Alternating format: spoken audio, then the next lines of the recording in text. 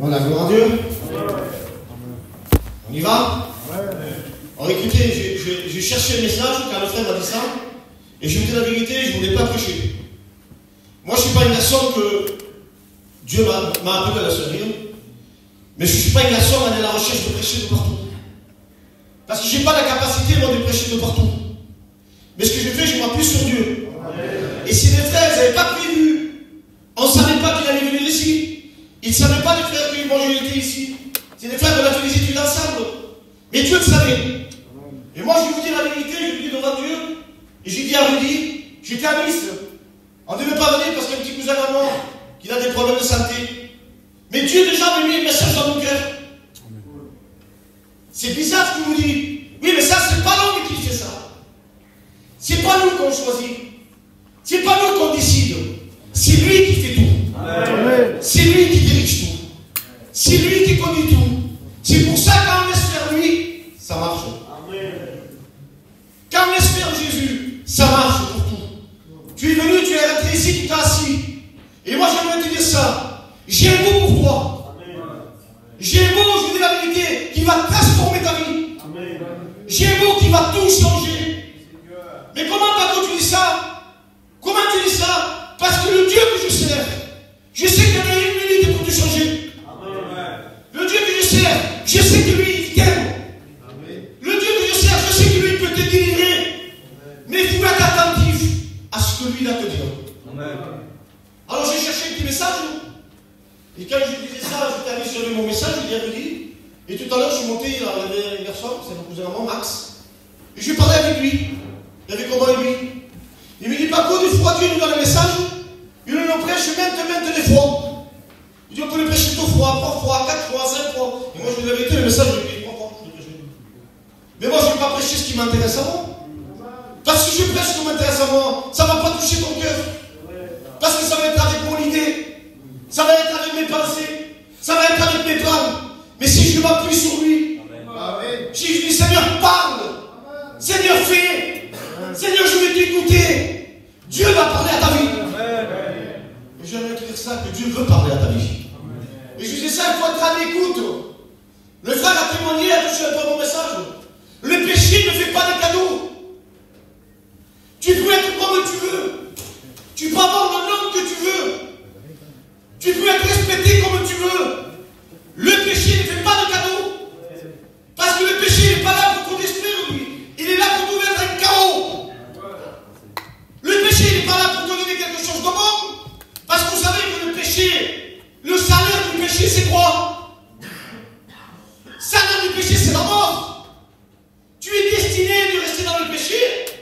Tu restes dans l'état où tu es. Excusez-moi du mot, on ne va pas changer les mots de Dieu. Tu es mort. Mais il y a une solution. Il y a quelqu'un qui ne t'a pas oublié. Il y a quelqu'un qui t'a tellement aimé. Qui l'a pensé à toi. Et peut-être t'as rentré dans le séminaire là, tu n'as pas pensé à cette réunion. Tu ne croyais pas à un témoignage comme ça, tu ne croyais pas avoir une prédication comme ça. Mais lui, les projets de Dieu. Parce que tu acceptes ce que je veux te dire de la parole de Dieu. Il dit, j'ai des projets pour vous. De paix. Mais non de malheur.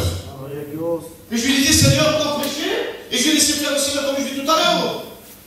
Et je vais vous parler de quelqu'un que vous connaissez. C'est Adam. Dieu va discuter avec lui. Alors je le prends dans le sens comme le Seigneur me l'a donné, je ne vais pas changer. Mais je vais rester biblique, je vais rester ce que Dieu dit. Il le prend lui dans le jardin. Il va parler avec lui. Il va l'avertir. On le sait que le plan de Dieu devait être comme ça. Mais je dis ce que Dieu met dans mon cœur. Il va prendre il va mettre dans le jardin. Il va avoir tout dans le jardin. Tout y appartenait. Il va dire, tu peux en manger de tous les fruits des arbres. Mais il va l'avertir de quelque chose. Tu ne mangeras pas de l'arbre défendu. Parce que le jour où tu en mangeras, tu mourras. Dieu l'avait averti. Lui, j'y commande. Il aurait dit, il avait tout. Si on a tout, je peux manger de tout. Je ne vais pas m'embêter à manger celui-là qui va me faire du mal. Mais l'homme est têtu. L'homme, il ne veut pas écouter. L'homme, il veut faire son plan à lui. Alors quand je lui ai dit ça, je le prends simplement comme ça. Moi je suis étudiant, je suis un candidat. Tu as écouté le frère là, qui a fait la mission pour le séminaire là. Il n'y a pas plus beau. Je ne veux pas comme ça, nous, quand on prêche, on vous avertit de ce qui peut vous arriver. On vous avertit de ce qui va arriver. Alors je vais te dire ça. Tu restes dans l'état où tu es mort. Pas de solution. Tu ne pourras pas t'en sortir. Tu pourras t'améliorer. Mais le péché ne te fera pas de cadeau. Le frère a bien dit, mon père avait un homme, excusez-moi, je ne parle jamais des frères. Mais il n'y aurait pas le homme qu'il voulait, il y aura un temps où tout va disparaître. Il y a quelque chose pour toi. Devant. Amen. Quelque chose que Dieu veut te donner que tu ne connais pas. Et tu ne peux pas refuser quelque chose que tu ne connais pas. C'est pour ça qu'on dit faites une expérience avec Dieu. Demande-y de ce que tu as besoin. Et si on va un peu plus loin, Dieu va dire ça, écoutez. Si tu crois manger toutes les arbres, tu ne manges pas les arbres de ton Dieu. Dans le jour où tu mangeras, tu mourras. Écoutez ce qu'il dit, vous allez un peu plus loin. Vous êtes avec moi? Hein? Écoutez ce qu'il dit. L'Éternel Dieu appela l'homme. Il lui dit, où es-tu? C'est comme si, mettons, je dirais moi, je sais que par exemple, moi j'ai mon frère, c'est là, il est Samuel, c'est mon frère. Et comme si, je fais comme si, je ne sais pas que c'est mon frère. Mais je sais bien, moi, mes parents m'ont dit que c'était mon père et mon frère. Dieu, il savait où il était. Dieu connaissait dans l'état où il était. Dieu savait qu'il allait pécher. Et je voulais te poser cette question-là. Où en es-tu? Qu'est-ce que tu fais quand tu entends la parole de Dieu? Lorsque Dieu vient parler dans ton cœur, lorsque Dieu frappe à ta vie, lorsque Dieu dévoile ta vie, est-ce que tu fais le sourd? Parce qu'écoutez, si vous ne voulez pas s'en sortir, vous avez qu'à fermer vos oreilles. Ne pas écouter ce que je dis. Et tu vas ressortir de ce séminaire-là avec tes problèmes, avec tes difficultés, avec ton angoisse, avec tes cachets, avec ta drogue. Tu ne pourras pas t'en sortir. Il n'y a que Dieu qui a un moyen pour toi. Il n'y a que Dieu qui peut venir à ton aide. Les gens ne te comprennent pas. Les pasteurs, écoutez, on vous dit, il ne te comprendra plus. Mais lui qui t'a créé, lui qui tient dans l'état où tu es, lui il tient comment il t'aime, il tient comment tu es. Il suffit de faire un signe à lui. Je dis, Seigneur, c'est vrai. Il y a combien de temps que je suis comme ça? Combien de prédications j'ai écoutées? Combien de fois tu m'as appelé? Et j'ai fait le sourd. Et ce soir, il les bras. J'ai dit ça une fois, je prêchais. Je lui ai dit, tiens, risque rien de donner ta vie à Dieu. Tu ne prends pas de risques. Tu dis, mais je n'y arriverai pas. Eh bien, tant pis si tu n'arrives pas. Moi, tu auras essayé. Mais je te promets, si tu donnes ta vie, ça marche. Parce que Dieu ne t'abandonnera pas.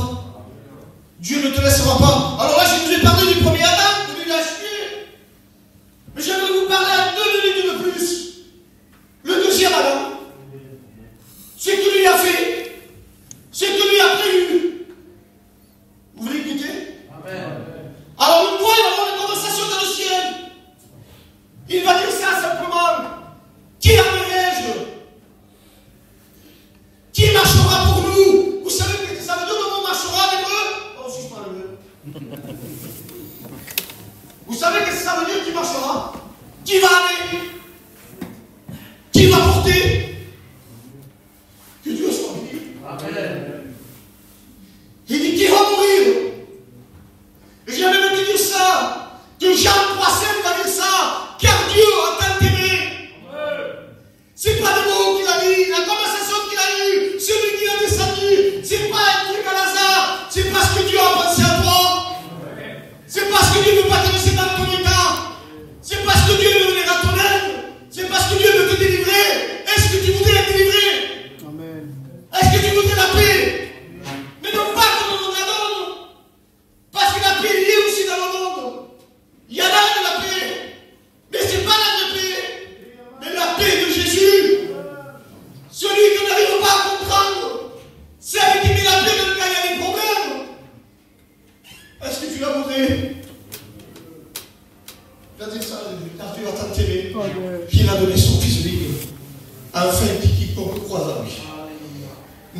espoir, mais que tu as la vie éternelle. Alors là, c'est comment je vais arrêter. Je ne vais pas aller plus loin. Et j'aimerais te dire ça. Est-ce que tu voudrais écouter la voix de Dieu? Est-ce que tu veux dire dans ton cœur, Seigneur, pour une fois, je vais essayer? Ah, je n'avais pas prévu. J'avais pas prévu de venir mon cœur à Dieu. J'avais pas prévu d'être un chrétien. Mais nous aussi, on n'a pas prévu d'être serviteur de Dieu. On n'avait pas prévu de parler de Dieu. Oui, mais lui nous a aimés. Et Dieu t'a tant aimé à toi. Il voudrait t'enlever dans la situation où tu es. Alors qu'est-ce qu'il faut faire? Qu'est-ce qu'il faut dire? Où faut aller? Alors écoutez, on va tous continuer. Moi j'ai fait ce que Dieu m'a dit. J'ai pas eu les gros messages de 3 étages. J'ai dit ce que Dieu a mis dans mon cœur. J'ai dit la solution pour pouvoir t'en sortir.